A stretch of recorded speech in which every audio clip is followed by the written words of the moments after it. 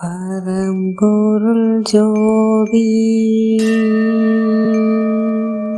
பரம்பொருள் ஜோதி பரம்பொருள் ஜோதி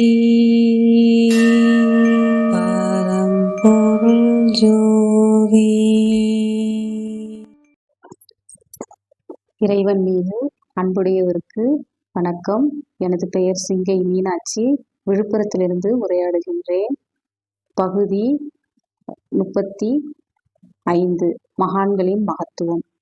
பரம்பொருள் ஜோதி பரம்பொருள் ஜோதி பரம்பொருள் ஜோதி பரம்பொருள் ஜோதி பரம்பொருள் ஜோதி பரம்பொருள் ஜோதி பரம்பொருள் ஜோதி பரம்பொருள் ஜோதி. அதாவது சூரிய தியானத்தை பற்றி கடந்த பதிவுகளில் வெளியிட்டிருந்தேன். மகான்களுடைய அனுபவங்கள், மகான்களுடைய கருத்துக்களை உள்வாங்கி நினைப்பதற்கு பெரும் பாக்கியம் செய்திருக்க வேண்டும். அந்த பாக்கியம் எமக்கு கிடைத்தமைக்கு மிக்க மகிழ்ச்சி அடைகின்றேன். இந்த சூரிய தியானத்தில் உடல் சுத்த அனல் வெளிப்படும் விதங்கள் கூறியிருந்தேன். சிலருக்கு பெண்களுக்கும் இந்த நிகழ்வுகள் இருப்பது இயல்புதான். அதே போல் சிலருக்கு கை நகங்கள், கால் நகங்கள், அப்புறம் கண்கள், காதுகள், இந்த மாதிரி சுத்த உஷ்ணம் ஆரம்ப காலகட்டத்தில் எந்தவித உணவு ஒழுக்கமும் கடைபிடிக்காமல், எந்த ஒரு இறை வாழ்க்கையில் உள்ள இறை உணவு கிடைக்காமல், எந்த ஒழுக்கங்களும் கடைபிடிக்காமல் உள்ளவர்களுக்கு வந்தால் அது கொஞ்சம் ஆபத்தானது. அவர்கள் உடனே நல்ல ஒரு ஆசிரியரை அணுகி உடலில் உணவு ஒழுக்கங்களை கடைபிடித்து நல்ல பக்குவ நிலைக்கு கொண்டு வரதுக்கு பழக வேண்டும். அதே போல் இறை வாழ்க்கையில் வந்தவர்கள் ஒரு 50% உணவு முறைகள் எல்லாம் சகுந்த ஆசிரியர் சொன்னதை ஒன்று விடாமல் கீழ்ப்படிந்து கடைபிடித்து செல்பவர்களுக்கு நிச்சயமாக ஒரு 60-70% வந்துவிட்டால் அவர்களால் வெறும் கால்களால் தரையில் நடக்க முடியாது, தண்ணீர் பட முடியாது. கால்களில் தண்ணீர் பட்டால் எரிய ஆரம்பித்துவிடும், கைகளில் தண்ணீர் பட்டாலும் எரிய ஆரம்பித்துவிடும். கொஞ்சம் நேரம் ஒரு 5 நிமிடம் 10 நிமிடம் ஏதாவது துணி அலசினாலோ அல்லது பணி செய்தாலோ அவர்களுக்கு அந்த உஷ்ண நிலை வெளியேறி ஒரு மாதிரி மிளகாய் எரிச்சல் மாதிரி எரிய துவங்கிவிடும்.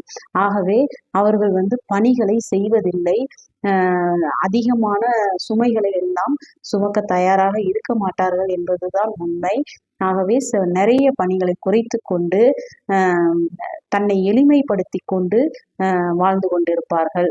ஆகவே தன் உடல் எந்த அளவுக்கு இயக்கம் இருக்கின்றதோ அந்த அளவுக்கு தான் அவர்களால் பணி செய்ய முடியும். ஆகவே பாதரட்சை கூட போட்டுக்கொள்ளலாம்.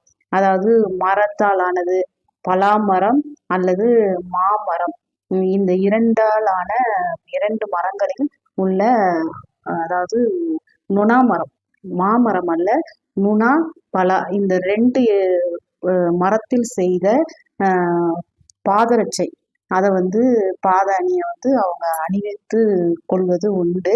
இது 70% உடல் உஷ்ண நிலைக்கு வந்தவர்களுக்கு அதை போட்டுக்கொள்வார்கள். அந்த உஷ்ணம் திரும்ப மீண்டும் விரயமாகாமல் அவர்கள் உடலையும் பாதங்களையும் பாதுகாப்பதற்காக போட்டுக்கொள்வது உண்டு. எல்லாரும் அதை அணிந்து கொள்ள முடியாது, எல்லாரும் அந்த இடத்துக்கு போகிறது ரொம்ப தவறாகி போய்விடும். ஆகவே உண்மையான ஞான நிலையில் யாரு நேர்மையாக இருந்து பயணம் செய்கிறார்களோ அவர்களுக்கு மட்டுமே இது கிடைக்கக்கூடியது, எல்லாருக்கும் அல்ல. இதெல்லாம் பாதரட்சை போடுவது என்பது அனுபவத்தினால் வந்திருக்க வேண்டும். உஷ்ணம் வெளியேறும் போது அனுபவத்தால் வந்திருக்க வேண்டும். அதே போல் பாதரட்சை போடும்போது அவர்களுக்கு இன்னும் உஷ்ணம் அதிகரிக்குமே ஒழிய வேற எதுவும் கிடையாது. அதே போல் அவர்கள் நொனாமர பலகையில் கூட உறங்கலாம், பலாமர பலகையில் உறங்குவார்கள். இந்த மாதிரியெல்லாம் ஒரு சில விதிமுறைகள்லாம் வைத்திருப்பார்கள். காரணம், நோய் அவர்களை தாக்காமல் எதிர்ப்பு சக்தியோடு அவர்கள் இருப்பதற்காக. ஆகவே அதை பார்த்து மற்றவர்கள் காப்பியடித்து சில செயல்களை செய்வது, பெருமையாக மற்றவர்கள் புகழ்ந்து பேசணும் என்பதற்காகலாம் செயல்பட்டால் அது உண்மை அல்ல. ஆகவே அந்த உடல் என்ன தகுதி நிலையில் இருக்கின்றதோ அதற்கு தகுந்த மாதிரி அவர்கள் தன்னுடைய அடையாளங்கள் வெளிப்படுவது உண்டு. இது இயற்கை. அது சோதனை, அவர்கள் உடலுக்கு என்ன கிடைக்குதோ அதை வச்சுதான் அதை வெளிப்படுவார்கள். மற்றவர்களெல்லாம் அதை போட்டால் கடுமையான துன்பங்களை அனுபவிக்க வேண்டி வரும் என்பதை தெரிவித்துக் கொள்கின்றேன். நன்றி, வணக்கம்.